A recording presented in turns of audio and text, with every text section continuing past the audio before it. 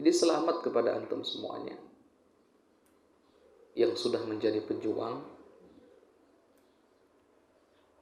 karena antum semua pada hakikatnya adalah orang-orang yang cinta damai, orang-orang yang menginginkan kebahagiaan untuk umat manusia, baik di dunia ataupun di akhirat. Jadi itu antum, posisi antum ada di sini. Tolong pahami. Posisi antum ada di sini. Ustaz, tapi kan kerjaan kita cuman di depan laptop, ngajak orang dan seterusnya. Kan kita nggak melakukan apa-apa, Ustaz. Nah itu pertanyaannya. Sekarang kan kerjaan kita biasa saja. Nggak ada kaitannya langsung dengan membahagiakan orang lain, tuh nggak ada kok. Jawabannya bukan tidak ada, cuman tidak nampak di depan mata antum, tidak terlihat langsung. Itu yang benar, bukan tidak ada. Atau sekali lagi, bukan tidak ada tapi tidak nampak. Kenapa seperti itu? Karena dalam memperjuangkan kebahagiaan di dunia, kebahagiaan di akhirat, atau dalam menjalankan peraturan agama ini, kita semua saling membutuhkan satu sama lain. Dan saling membutuhkan satu sama lain itu memang sudah Allah ciptakan kita seperti itu. Silakan perhatikan. Apa sih yang paling kita butuhkan untuk hidup di dunia ini? Yang paling kita butuhkan untuk hidup di dunia ini apa? Atau lebih spesifik deh, yang paling kita butuhkan untuk kita bisa ibadah, menjalankan peraturan Allah itu apa? Maka jawabannya nomor satu, contoh, oksigen. Setelah nyawa, oksigen. Kemudian makanan, air, kemudian makanan dan seterusnya. Ini yang kita butuhkan. Dalam hal yang paling kita butuhkan pun coba perhatikan. Kita ini saling membutuhkan satu sama lain. Dalam bab makanan contohnya. Kita hanya memakan makanan yang sudah siap, instan. Tidak pernah menanam, tidak pernah membajak sawah, tidak pernah merawat tanamannya, tidak pernah memanen, tidak pernah menggiling padinya setelah selesai dipanen contohnya. Kemudian tidak pernah, bahkan masak pun mungkin tidak. Tahu-tahu waktunya makan tinggal makan. Tapi kan dalam proses itu ada namanya kerjasama dengan sempurna. Kita butuh namanya pakaian. Kita nggak pernah menjahit, tapi tiba-tiba pakai pakaian. Ada kerjasama dan seterusnya. Nah ini. Jadi sebetulnya yang antum lakukan itu adalah menjadi bagian daripada orang-orang yang menyeru kepada kebahagiaan di dunia, kebahagiaan di akhirat itu. Antum menjadi bagiannya. Ini yang harus disadari betul. Walaupun memang tidak terlihat langsung oleh mata kita. Kalau orang langsung di depan kita dia bahagia di dunia sekarang, enggak. Bahkan mungkin antumnya banyak sedihnya dengan berbagai macam problematika yang antum alami saat menjadi pejuang saat ini. Kurang makan lah, kurang jalan-jalan lah, kurang healing. Healing dengan ailing itu beda dikit itu. Yang jelas banyak kurangnya. Tapi yang harus difahami supaya kita sadar posisi kita di mana. Kita ini hakikatnya adalah pejuang kebahagiaan di dunia, kebahagiaan di akhirat. Dan harus bangga menjadi bagian daripada perjuangan tersebut. Harus bangga. Harus bangga betul. Kemudian apa yang akan kita dapatkan kalau kita sudah menjadi pejuang kebahagiaan ini? Apakah yang kita dapatkan capek saja seperti yang sekarang kita alami? Atau yang kita dapatkan hanya ubar saja, sudah sedikit, ribetnya bukan main. Peraturannya banyak, ada manhajiyah lah, ada peraturan ini, peraturan itu, Masya Allah. Perasaan di pabrik yang gajinya gede, peraturannya nggak sebanyak ini, kan gitu. Itu kata waham, apa ya namanya, kata khayalan itu seperti itu. Apa yang kita dapatkan? Tolong perhatikan para pejuang semuanya. Kalau benar-benar kita patuh dengan peraturan yang sudah disebutkan tadi, kita benar-benar menjadi anggota yang baik, kita benar-benar siap memperbaiki diri dan seterusnya, sebetulnya secara global yang kita dapatkan itu adalah kebahagiaan di dunia, kebahagiaan di akhirat, otomatis, karena kita pejuangnya. Sudah otomatis itu. Rinciannya bagaimana? Begini. Gini para pejuang.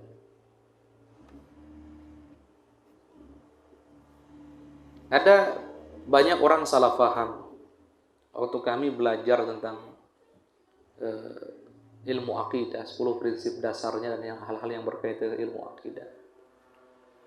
Ada banyak orang salah paham bahwa ilmu agama itu untuk akhirat saja. Kan begitu. Atau agama itu sendiri untuk akhirat saja. Salah besar.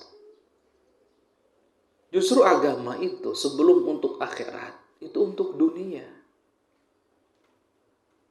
Sebelum kita mendapatkan kebahagiaan di akhirat, justru agar kita mendapatkan kebahagiaan di dunia. Itu saking sayangnya Gusti Allah pada kita.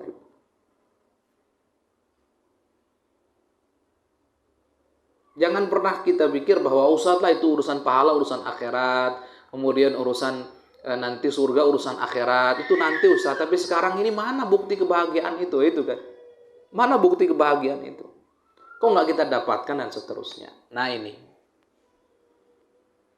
Dan yang namanya beragama itu kalaupun kita taat kan cuma bahagia nanti di akhirat, bukan di dunia. Ini salah, ini tolong mindset ini dibuang. Kita sudah definisikan agama itu apa, dan ternyata agama itu seperti yang kita sudah ketahui bahwa dia akan membawa kepada kebahagiaan di dunia, kebahagiaan di akhirat. Jadi yang kita dapat nomor 1 kebahagiaan di dunia dulu nih. Pasti kita dapat. Catatannya manut, nurut, patuh dengan ajaran agama itu sendiri. Beragama belum tentu patuh terhadap agama. Awas hati-hati, beda. Beragama belum tentu patuh terhadap agama. Tahu ilmu agama belum tentu bisa mempraktekkan ilmunya. Belum tentu. Yang kita minta adalah syarat untuk bisa bahagia di dunia itu sebelum di akhirat adalah patuh terhadap agama. Udah kalau patuh pokoknya bahagia aja, pasti. Sekarang apa sih yang paling bisa membuat orang bahagia? Saya mau tahu. Silakan sebutkan.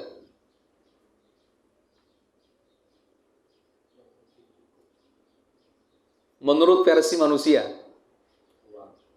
Uang. Apa lagi? Jabatan.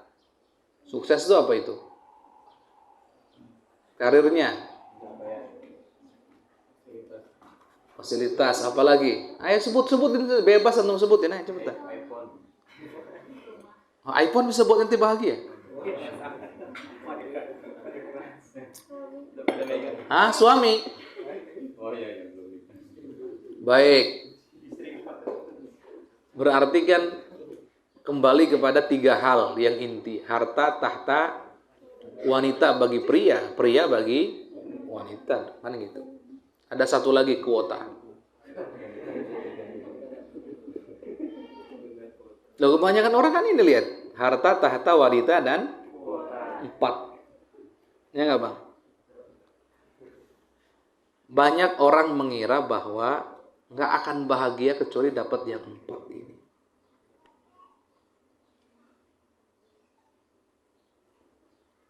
Dari mana? Pertanyaannya, dari mana orang bisa mengira seperti itu? Kira-kira dari mana? Enggak, dari mana bisa mengira banyak harta bahagia, punya pangkat tinggi bahagia, kemudian punya pasangan bahagia, punya kuota bahagia. Dari mana itu? Pendapat itu dari mana munculnya? Coba. Melihat orang lihat orang lain. Pertanyaan Anda simpel, apakah kita merasakan apa yang dirasakan orang lain? Jawab.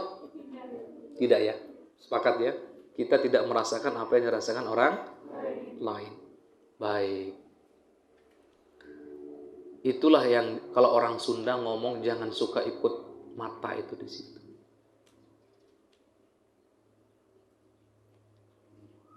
Sekarang yuk kita lihat harta dulu deh.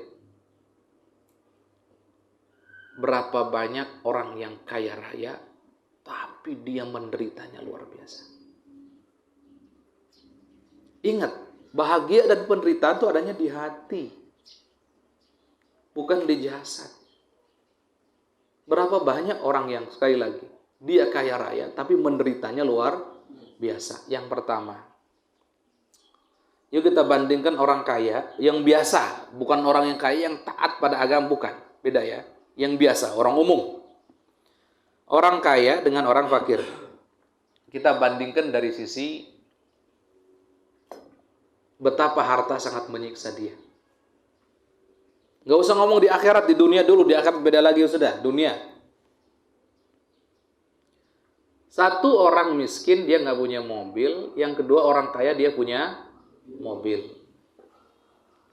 Orang miskin tidak akan pernah berpikir bahwa dia esok hari harus beli ban untuk mobilnya.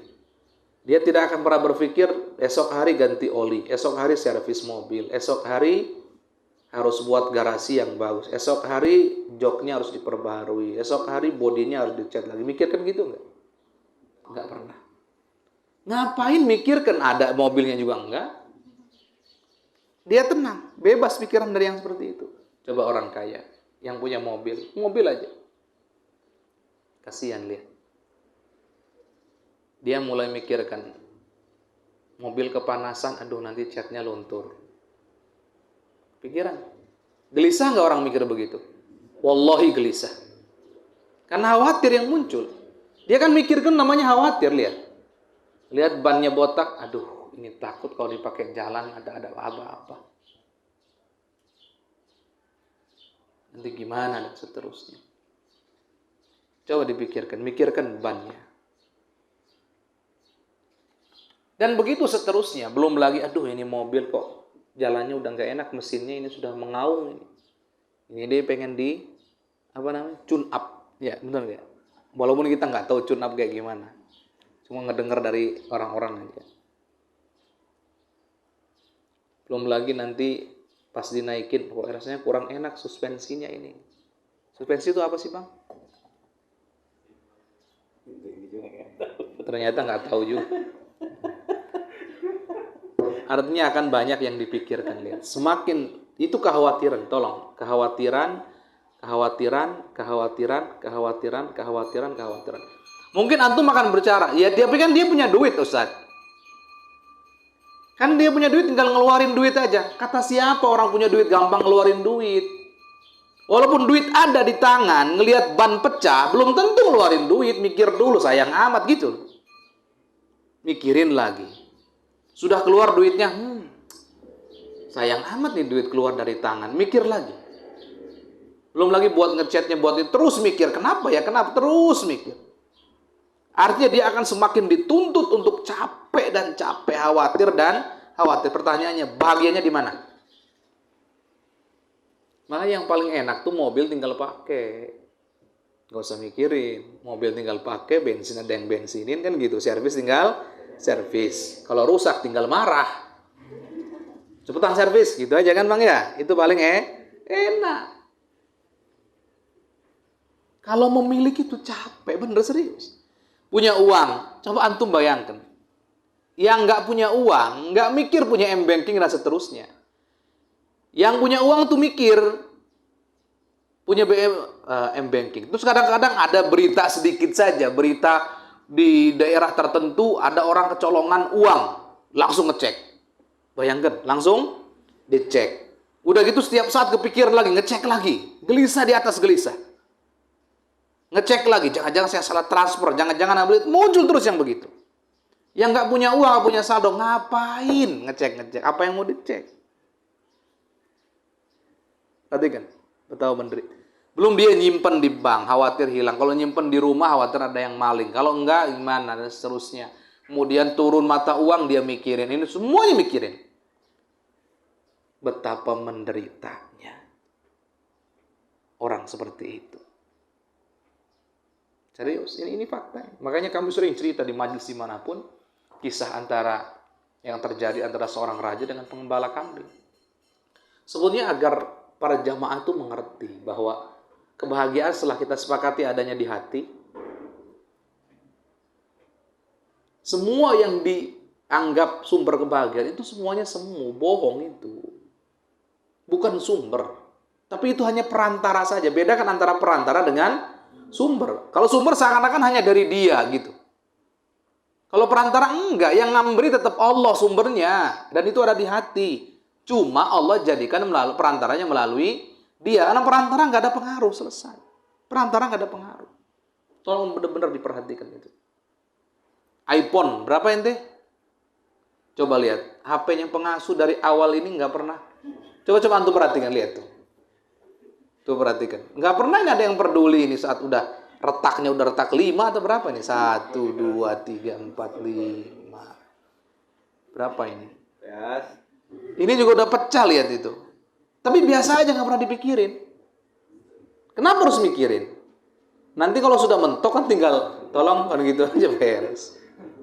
Nggak usah terlalu ngapain. Tapi ada orang itu kerjanya mikirin HP. Belum kebeli dia berhayal untuk bisa membeli. Nabung-nabung sampai ngutang. Setelah dia membeli, mikirin casingnya bagaimana. Casing pertama kurang cocok, casing yang kedua. Terus ngebanting, sedihnya bukan main, nangis dan seterusnya. Engkau menyiksa dirimu sendiri. Ini bagi yang memang hatinya tadi itu terikat oleh namanya dunia. Maka bohong orang ngomong dunia sumber kebahagiaan. Justru dunia sumber penderitaan, itu yang tahu. Ada nggak dunia yang kekal dan pasti untuk kita? Nggak ada. Hari ini punya 1 juta, besok hilang kok. Hari ini tidak ada, besok datang. Mana dunia yang? Makanya dunia ini disebut aradun zail. Jadi perkara yang arad, datang kemudian hilang. Itu dunia. Salah kalau antum berpikir bahagia ada di harta, bahagia ada di tahta, bahagia ada di pasangan, bahagia ada di kuota. Bohong semuanya itu. Dusta itu. Kalau masih begitu kita masih tertipu dong. Agama sudah memfasilitasi. Pengen bahagia, taat aturan agama. Wallahi bahagia. Yuk kita bandingkan bagaimana konsep Islam dengan konsep non-Islam dalam bersikap terhadap dunia, harta dulu. Ini yang kami sebutkan ini. Konsepnya Islam, ini anak bicara ini anak nganggap antum semuanya adalah anak-anak kuliah. Jadi anak bicaranya seperti ini. Beda kalau majelis umum mungkin tidak mengajak menganalisa dan seterusnya. Karena kami banyak diprotes gara-gara fikih sirah itu. Fikih sirah katanya nggak bisa paham. Ya sebenarnya bukan nggak bisa dipahami, tapi memang diperuntukkan untuk kalangan tertentu. Ayo kita bandingkan konsep Islam dengan non-Islam. Baginda Nabi itu punya sabda yang sangat luar biasa indah. Beliau bersabda begini. Laisal ghina an 'aradin. Bukanlah kekayaan itu dari arad. Arad itu adalah harta duniawi yang cepat hilang. Kan begitu harta dunia. Wa innamal ghina ghinal qalb. Tapi sesungguhnya kaya itu adalah kaya hati. Contoh gitu. Kan banyak orang pengen kaya, tapi bagian Nabi memberi solusi. Kalau kamu pengen, banyak orang pengen kaya karena dikira kekayaan adalah sumber kebahagiaan. Bagian Nabi memberikan solusi. Kalau pengen bahagia, maka jadilah kaya. Tapi kayanya bukan kaya harta. Ini sumber kebahagiaan. Kenapa? Harta itu aradun. Ini yang termasuk mukjizat. Bagian Nabi itu ngomong tepat arad. Arad itu sesuatu yang berubah-ubah para pejuang semua. Sekarang pertanyaannya, Dul, HPNT itu pada zamannya dulu itu paling mewah sedunia ya. Waktu zaman cinit-nit, tahu cinit-nit? Yang titit. Itu Masya Allah. Ini HP yang dipegang itu paling mewah sedunia. Kalau dibandingkan dengan yang cinit-nit itu. Bayangkan. Tapi yuk kita kembali flashback. Zaman awal ada HP. Kapan antum pegang HP pertama kali? Kapan? Coba jawab. SMP. Antum kapan? SMA. Bang Rama? SMA. Baik. Apa yang HP yang dipegang apa? Cinit-nit. Bayangkan, kita dulu kenal HP itu masih ingat gamenya game sepak bola yang nggak jelas itu. Bener nggak? Yang kipernya mundar-mandir itu. Kiper mundar-mandir capek tuh sepanjang pertandingan. Dia udah nggak jelas lah. Masih ingat itu. Walaupun yang malas juga sebetulnya nggak. Udah gitu bukan punya kita lagi. Punya orang.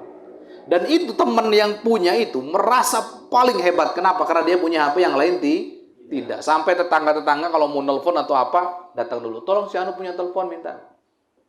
Dan bangganya bukan main. Sengaja itu. Zaman sekarang nada dering, nada apa namanya? Dering ya, bener ya? Nada dering itu disembunyikan rata-rata kan gitu ya. Zaman sekarang dulu sengaja dulu dimunculkan. Udah nada deringnya nggak karu-karuan. Bahkan sengaja beli nada dering walaupun mahal. Bayangkan, itu fakta itu. Ingat, jadi kalau kita flashback zaman dulu, berarti hebat sekali kan orang punya HP cinit-nit. Ini orang Sunda semua kan ngerti kan cinit-nit? Apa yang kecil itu yang kalaupun buat ngelempar ayam dia nggak apa-apa itu. Cinit-nit. Pada masa itu HP yang seperti itu. Kemudian dengan nada dering yang itu orang ngerasa paling hebat sedunia.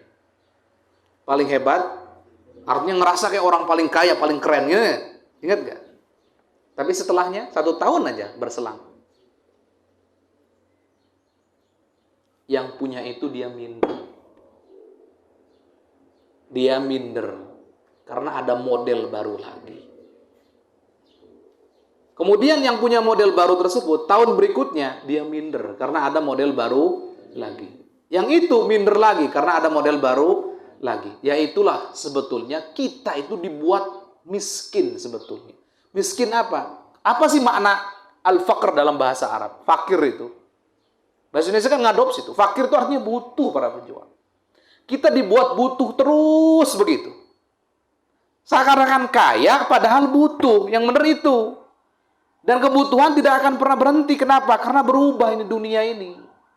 Sekarang kita punya A, masih pengen punya B, punya C, punya terus begitu. Jadi sebetulnya orang kaya harta sama dengan fakir yang sesungguhnya. Butuh yang sesungguhnya. Kenapa? Kalau dia benar-benar menggantungkan hatinya kepada harta, contoh model HP tertentu, besok dia akan merasa miskin. Lusa dia akan merasa lebih miskin. Dan seterusnya akan begitu.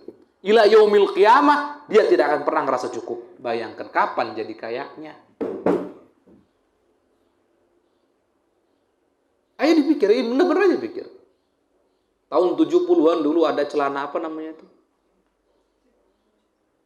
Cut Bray. Kita nggak lahir di situ. Ada yang jawab juga udah pada tua tadi. Iya. Mungkin abahnya dulu begitu. Itu yang punya begitu, dulu kayaknya hebat. Walaupun celana bahannya dari karung goni misalkan. Tapi bangganya luar biasa. Sekarang, ya Masya Allah. Karena begitu. Orang kaya harta sama dengan fakir hati. Selama fakir hati berarti sama itu dia butuh. Selama itu dia akan diperbudak, dia akan diperhamba. Maka selama itu pula dia tidak akan pernah merasa cukup. Kalau sudah tidak pernah merasa cukup, kapan jadi kayanya? Selesai itu aja. Terus kok ada orang cita-cita pengen jadi kaya selesai? Nggak salah kalau gitu. Ayo apalagi jabatan. Yuk kita bahas jabatan. Ayo kita bahas jabatan. Nah sebelum ini, ada hal menarik. Ada survei internasional. Survei yang dilakukan bertujuan untuk mengetahui negara manakah yang masyarakatnya paling bahagia. Antum jangan harap Indonesia. Enggak lah. Jauh Indonesia jauh. Indonesia subur ya, tapi nggak bahagia. Ternyata yang bahagia itu ada di Eropa. Walaupun kita boleh perdebatkan indikatornya, tapi kita ambil sisi ini, sisi yang akan dijelaskan ini. Ternyata yang bahagia ternyata Swedia, Denmark, dan gak jauh dari ini. Setelah dilakukan, sebabnya kenapa mereka bahagia dianggap? Karena mereka berpenghasilan cukup, bukan lebih, sekali lagi, cukup. Dilakukan penelitian lebih mendalam lagi, ternyata mereka ini, warga negara ini, tidak ada warga yang, catatan, yang punya side job, nggak ada. Semuanya hanya satu saja jobnya. Kalaupun ada yang side job, dipandang dia itu orang tamak, dia itu orang rakus, dia itu orang yang menyiksa diri sendiri. Pandangan masyarakatnya seperti itu. Coba bayangkan. Itu ajaran siapa sih begitu? Ajaran siapa sih? Ajaran cukup dengan apa yang kita miliki. Lihat, cukup merasa, lihat, kayak hati tadi itu. Merasa cukup dengan apa yang kita miliki. Itu adalah ajarannya baginda Nabi Muhammad Sallallahu Alaihi Wasallam. Masya Allah. Yang heran itu kenapa mereka yang praktek bukan kita gitu loh. Ini serius. Sampai mereka punya kaidah itu kalamnya. Kalau bukan itu kalam baginda Nabi, itu adalah kalam atau ucapannya para ulama yang diambil daripada hadis. Apa itu? Al-qana'atu kanzun la tafna. Qana'ah, merasa cukup atas apa yang Allah berikan kepada kita, itu adalah perbendaharaan yang tidak akan pernah habis. Modelnya gitu. Jadi itu konsep Islam ngajarinya begitu. Kan nggak mungkin orang bahagia kalau ngelihat ada orang lain lebih dari dia. Gimana bahagia? Ayo, kita punya cita-cita, pengen bener iPhone sekian. Kita belum punya. Ngelihat orang yang punya iPhone apa? Sikapnya. Sikapnya gimana?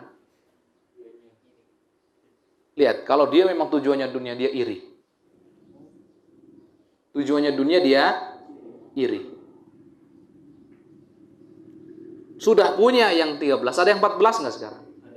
Ada. Dia panas dengan yang 14. Terus kapan bahagianya?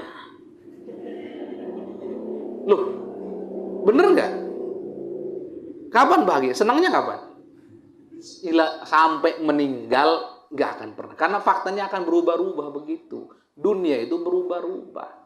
Semakin kita cinta dunia, ngejar dunia, semakin kita diperbudak oleh dia, semakin kita membutuhkan dia, semakin kita tidak akan pernah merasa cukup. Semakin kita menderita. Udah titik. Ini fakta. Ini fakta. Konsep Islam gampang. Bagi Nabi sudah mengatakan yang namanya kaya hati. Kita punya begini, bangga, nggak pernah. Demi Allah. Kami pribadi tidak bercontoh-contoh. Karena kita tidak punya tujuan dunia dalam hal HP. Jadi tidak pernah melihat orang yang punya iPhone 14 tadi ya. Itu kok merasa minder? Enggak pernah minder. Seujung kuku pun enggak pernah minder. Pengen? Enggak juga. Enak kan dia? Jadi biasa aja, bahagia aja. Coba orang yang punya urusan dunia-dunia ini. Dia ngelihat ini, sesak, menderita. Ngelihat orang lain lebih rendah dari dia, ngejelekin orang lain, gelisah lagi. Kok bisa yang begitu disebut sumber kebahagiaan? Yang benar itu sumber penderitaan. Udah, pegang. Silakan buktikan, silakan buktikan. Nah, itu konsep Islam. Non-Islam, kapitalis, semua yang hedonis dan seterusnya, itu mengajak kita untuk menderita tanpa kita sadari. Maka berapa banyak rumah tangga hancur karena gaya hidup? Berapa banyak karir hancur karena gaya hidup? Berapa banyak kehormatan hancur karena gaya hidup? Makna gaya hidup, ngikuti keinginan hawa nafsunya yang mencintai dunia. Sebetulnya itu sumbernya gaya hidup. Lifestyle, mudah kalau bahasa Arab. Biar antum dapat tambahan ilmu. Jelas ya?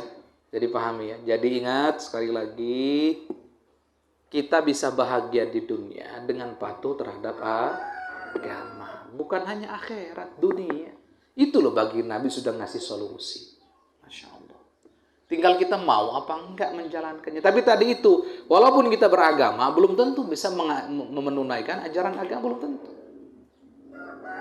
Menunaikan intinya iya, tapi kan detailnya juga belum tentu.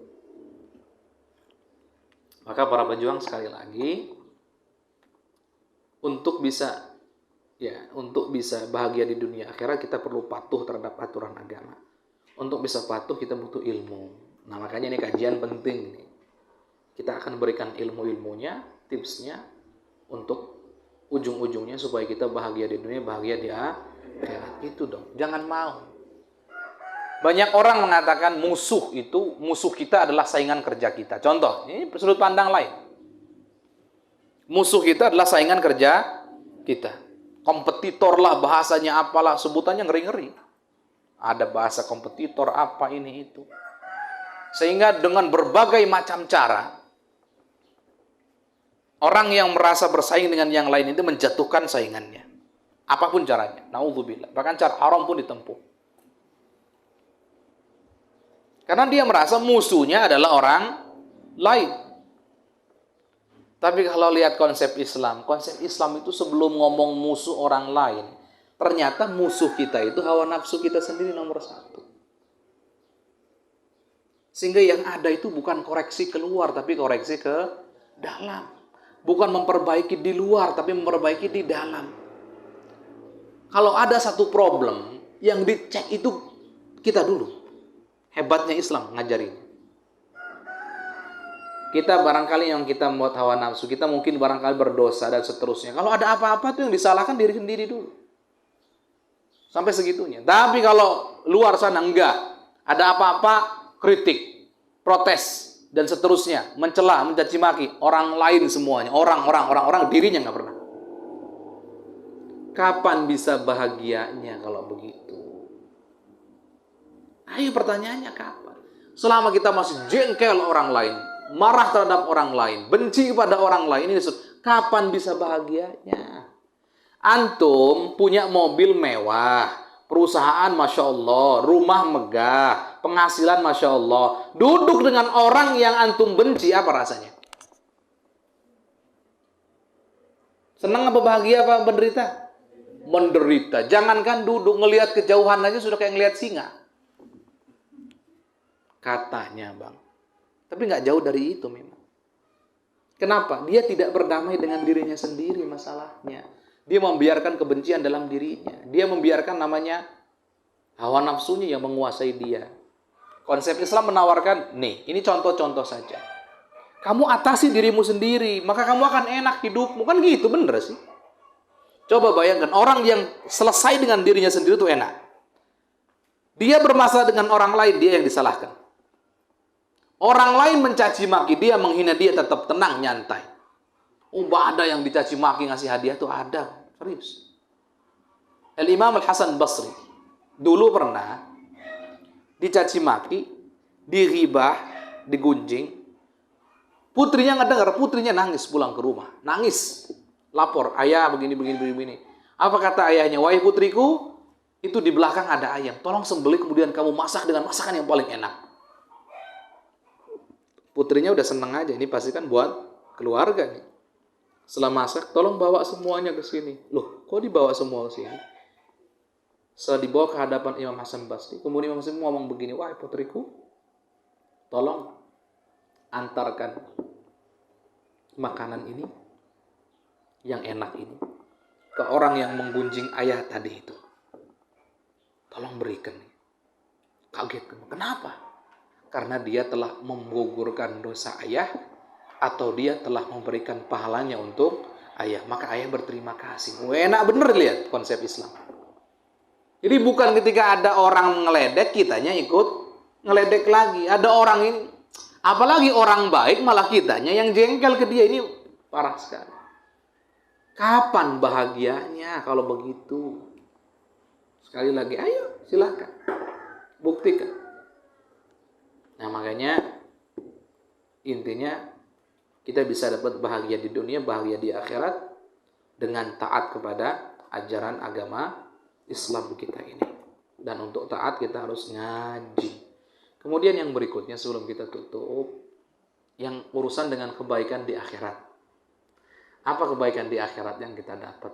Para pejuang semua. Itu para santri yang setiap hari ngaji. Yang kata baginda Nabi, satu huruf itu ada pahalanya tersendiri. Alif lam mim itu alifnya ada pahalanya, kemudian lamnya ada pahalanya, mimnya ada pahalanya. Dalam sehari semalam mungkin sekian ratus orang baca Quran, itu berapa? Itu buat antum itu pahalanya. Walaupun antumnya di depan laptop, itu buat antum. Ada yang tahajudan buat antum. Ada yang ngaji buat antum. Ada orang sedekah infak buat antum. Kenapa? Karena antum bagian dari perjuangan itu. Tapi ada syaratnya. Itulah yang dibahas di awal tadi, bahwa syaratnya adalah kita perbaharui niat kita. Niat kita datang ke tempat ini murni untuk berjuang. Murni untuk berjuang. Dan ingat, berjuang sama dengan memperjuangkan kebahagiaan di dunia, kebahagiaan di akhirat. Itu sebetulnya. Dan itu alasan kenapa kita harus berjuang itu sebetulnya ke situ. Sebetulnya ke situ. Supaya kita bahagia di dunia, bahagia bukan hanya kita, orang-orang juga sama, bahagia di dunia, bahagia di akhirat. Syaratnya apa? Niat yang tulus ikhlas karena Allah. Nanti kita detailkan masalah niat ini di pertemuan yang akan datang. Ini mukaddimahnya. Bahwa apa yang jadi kebaikan-kebaikan tadi itu, khususnya kebaikan di akhirat, niatnya harus karena Allah.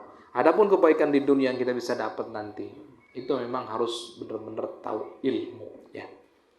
Walaupun juga sebetulnya ada yang otomatis kita dapat, ada yang otomatis kita dapat. Di antaranya kebaikan di dunia yang kita dapat dengan menjadi pejuang, doanya para santri untuk kebaikan kita, kemudian Allah ijabah, itu kan hal positif yang kita dapat otomatis. Jadi kalau disimpulkan gini, niat yang benar, kemudian belajar yang benar, kemudian praktekkan ilmu yang dipelajari. Udah 3 ini selesai. InsyaAllah bahagia di dunia, bahagia di akhirat. Wallahu a'lam bishawab. Kalau ada pertanyaan boleh, Bang. Bismillahirrahmanirrahim. Kami ucapkan kepada guru kami. Selanjutnya sesi tanya jawab kita batasi untuk banin 1, badan 1. Terhadap jika ada banin ada yang bertanya. Bismillah. Boleh. Ini semua dari sini atau memang ada yang PKL? Udah pejuang semua. Pejuang semua. Marhaba. Ibunya PKL. Iya kan. Allah. Ini udah nikah semua belum ini? Ya Allah, kasihan nama.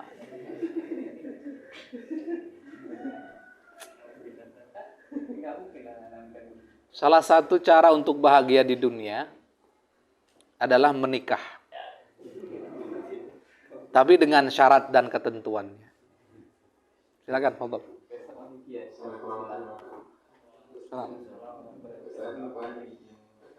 Kami di luar pembahasan.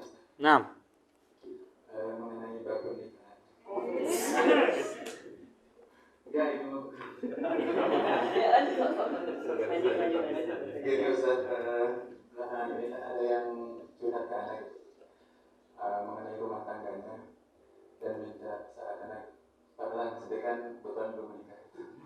Terus ini Ustaz, permasalahannya itu mengenai perselingkuhan di dalam rumah tangganya. Ya tuh si suaminya tuh jadi Ustaz udah kepergok selingkuh itu 3 kali dan masih diberi kesempatan itu sama si istri. Nah, gimana Ustaz sebagai si istrinya yang harus diambil keputusannya, karena ketika sudah diberi kesempatan sampai 3 kali tapi masih kayak gitu juga, terus bagaimana dari anak itu Ustaz memberikan sarannya ketika dia meminta saran seperti itu. baik. Selingkuh berapa kali? Itu sampai dihitung ya. Sudah dikasih kesempatan 3 kali oleh istrinya. Sebentar. Kalau yang selingkuh suami, kita nggak bisa terburu-buru. Karena istilah pelakor itu tidak semuanya benar. Pelakor itu apa sih? Itu tidak semuanya benar, tidak dalam semua keadaan. Kalau maksudnya si suami ini berselingkuh tapi dengan cara nikah. Awas saja, wanita sekarang tuh ada yang aneh-aneh kadang. Nikah lagi itu disebut selingkuh. Jadi dia membuat hukum sendiri. Jadi gini, apakah suaminya itu menikah lagi atau suaminya memang na'udzubillah, dia memang membangun hubungan di luar nikah? Jadi ini selingkuhnya itu sama teman kerjanya dan itu tuh banyak bukti di. Nggak, udah nikah atau belum gitu aja? Belum. Oh belum. Oh berarti memang ini benar-benar selingkuh. Jadi sama si selingkuhannya itu sama si teman kerjanya itu nggak ada pernikahan gitu memang. Tapi ada Ala kulli hal yang jelas begini. Nasihat untuk sang istri. Tujuan rumah tangga itu apa sih? Tujuan rumah tangga itu apa sih? Tujuan rumah tangga itu diantaranya adalah supaya kita mudah dalam beribadah kepada Allah Subhanahu wa Ta'ala. Oleh karenanya nggak heran orang yang nikah itu telah menyempurnakan agamanya. Karena memang saling tolong menolong dalam ibadah di dalam keluarga atau rumah tangga itu memang salah satu tujuan daripada nikah. Kalau seandainya kau ibadah tidak pernah tercipta dalam rumah tangga, sudah tidak ada lagi tolong menolong, yang ada justru saling menzalimi, maka tentunya sang istri punya hak nanti untuk tidak melanjutkan pernikahan. Punya hak. Tinggal apakah akan mengambil hak ini atau sang istri ini akan bersikap sangat baik, memberikan suaminya kesempatan di atas kesempatan, kasih kesempatan lagi, kasih kesempatan lagi, kasih kesempatan lagi. Selain itu juga harus koreksi ke dalam diri sendiri. Jangan-jangan selama ini sang istri ini sikapnya terhadap sang suami sangat tidak menyenangkan, sehingga sang suami itu berpaling ke lain hati.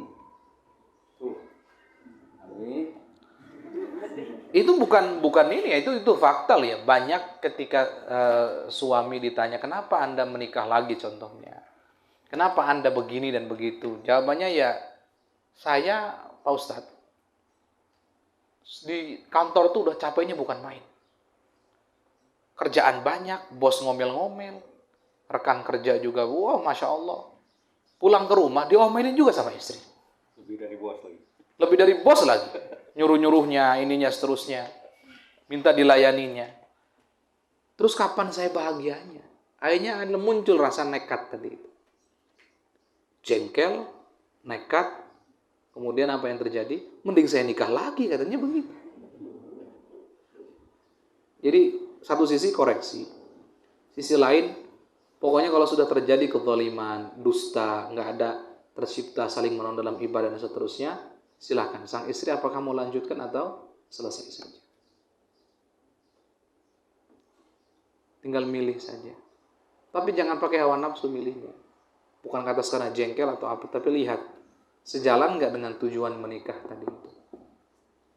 Banyak tujuan menikah itu, ya diantaranya menjaga kehormatan dan seterusnya itu. Kalau sudah bertentangan dengan tujuan menikah, kita boleh kok selesai. Kami misalnya menikah tujuannya dakwah. Pokoknya harus bisa dakwah. Berarti kalau istri mengganggu perjuangan, harus siap untuk ditinggal. Itu aja sudah. Perjanjiannya begitu. Antum kalau nikah gitu nanti ya, bilang ke istrinya ya, wahai istriku, di antara kita ada prinsip, apa itu? Dakwah.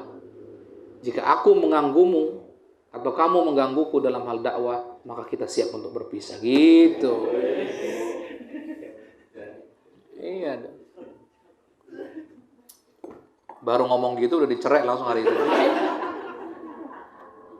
Baik.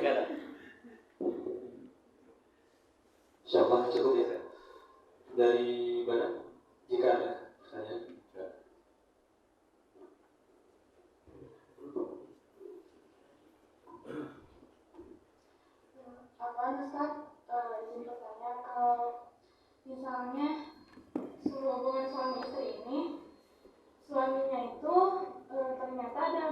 belakang istrinya. Cuman ketahuannya itu setelah 1 tahun mereka menikah, maksudnya setelah 1 tahun mereka menikah berdua, terus si laki-laki itu ternyata nikah lagi tanpa sepengetahuan istri tersebut. Bagaimana solusinya biar bisa diselesaikan dengan cara baik-baik antara istri dengan suami itu, terus antara suami itu dengan istri itu, biar semuanya itu jelas maunya laki-laki itu apa, apakah memang mau selesai dengan istri yang pertama terus dilanjutkan dengan istri yang kedua, atau mau gimana gitu. Mohon solusinya. Ini kok temanya begini ya. Baik. Sebetulnya lebih baik tanyakan ke suaminya maunya gimana, kalau maunya gimana. Tapi kalau caranya gini. Sang istri harus sadar bahwa yang dilakukan suami itu bukan perbuatan dosa atau maksiat. Karena tidak ada kewajiban sang suami harus minta izin ke istri untuk menikah lagi, nggak ada kewajiban. Memang betul, suami itu punya kewajiban menjaga perasaan istri itu benar. Suami punya kewajiban tidak menyakiti perasaan istri itu benar. Suami punya kewajiban untuk menyayangi istrinya itu benar. Tolong ya. Awas ini, jangan sampai antum salah paham, dikira oh kalau gitu gampang nikah-nikah aja lah istri kan, bukan. Jadi ada namanya wajib dan menjaga rumah tangga juga hukumnya wajib. Selama tidak ada darurat yang memang, perkara darurat yang memang bertentangan dengan kewajiban tadi itu. Selama tidak ada itu. Jadi para pejuang semuanya tolong diperhatikan. Untuk sang istri berpikirlah positif bahwa yang dilakukan suami bukanlah perkara yang haram, yang dilakukan suami adalah perkara yang memang boleh dalam syariah. Ini. Dan sang istri pun tidak boleh untuk meminta suaminya menceraikan istri yang sahnya, nggak boleh. Haram. Antum datang ke seseorang, kemudian ngomong ke orang itu, tolong ceraikan istrimu, boleh nggak? Ya nggak boleh. Kenapa harus ngurus? Kenapa nyuruh orang lain untuk menyerahkan istrinya? Menyerahkan istri nggak boleh. Sama sang istri pertama contohnya tidak punya hak untuk menyuruh suaminya menceraikan istri yang nggak ada. Tinggal istri pertama ini apakah mampu dengan keadaan begitu? Dia tetap masih bisa taat pada suaminya, nurut pada suaminya, atau dia tidak mampu? Karena begitu dia jadi ngelunjak ke suaminya seterusnya. Kalau mampu, pertahankan. Kalau tidak mampu, Anda punya hak untuk menyudahi pernikahan. Kan gitu modelnya. Ya. Dan suaminya, kalau untuk mendudukan suami, caranya minta pihak ketiga, orang yang bijaksana, ngerti hukum, bisa memberikan solusi untuk duduk dengan sang suami.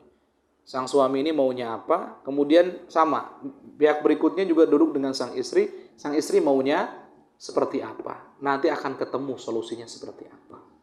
Biasanya kalau suami duduk dengan istri ada masalah, nggak akan pernah beres ila yaumil qiyamah. Yang ada nambah masalah. Yang A ngangkat suara, yang B lebih kencang lagi suaranya. Lihat aja nggak percaya. Maka butuh perantara. Baik, Allah alam. Cukup ya. Tuh kafaratul majlis. Jangan ditutup-tutup, masih pada belum puas. Kami belum puas tuh. Kami. Jadi kita sudah batasi. Jadi untuk pertemuan kali ini satu dari Bani, satu dari Badan. Ini kayaknya pertanyaan titipan. Insyaallah segala jazakallah. Selanjutnya kita tutup dengan doa yang akan dipimpin oleh Ustaz Muhammad. Baik, kita Fatihah. Semoga Allah Subhanahu wa taala menganugerahkan kita semuanya ketulusan, keikhlasan karena Allah, menganugerahkan kita semuanya kemudahan dalam segala urusan, istiqomah dalam perjuangan, sabar tabah menghadapi semua ujian. Dan semoga Allah Subhanahu wa taala menganugerahkan kita semuanya panjang umur dalam ketaatan, sehat wal afiah. Semoga kita semuanya setelah panjang umur wafat dalam keadaan husnul khatimah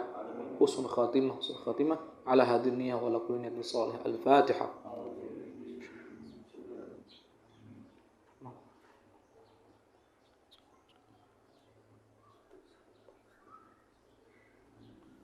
Baik. Jazakumullah khair. Assalamualaikum warahmatullahi wabarakatuh.